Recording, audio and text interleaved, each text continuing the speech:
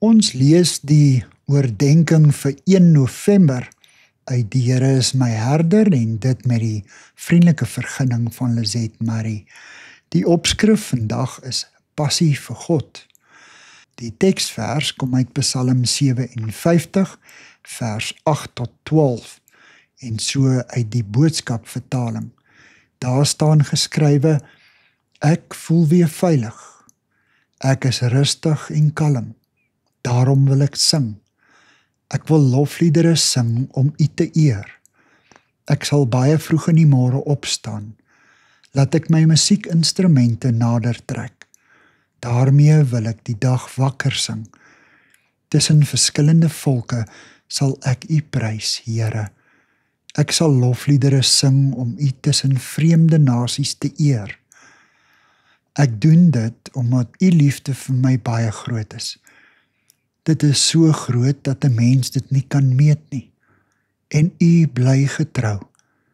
God, wys asseblief vir ons dat U die grootste is. Selfs nie eens in die hemel is iemand wat belangriker is as U nie. U is so groot dat elkeen op aarde dit moet kan raak sien. Dawid het God met 'n passie liefgehad.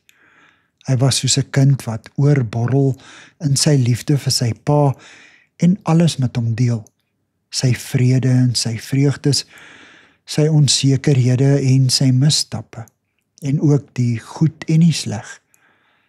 Hy het sy binnekant sonder vrees uitgedop en oopgesprei voor sy Vader.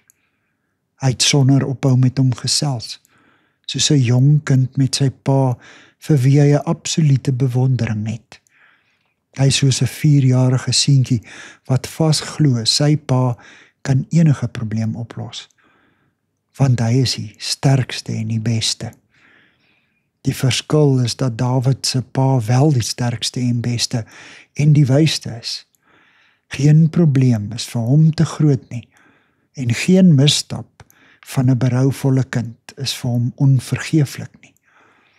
Psalm 57 is geskryf toe Dawid in die grot vir Saul weggekruip het. Sy vertroue in sy pa was nie te vergeefs nie. Here, dankie dat U ook my pa is. Amen. Dankie vir die saamkuier.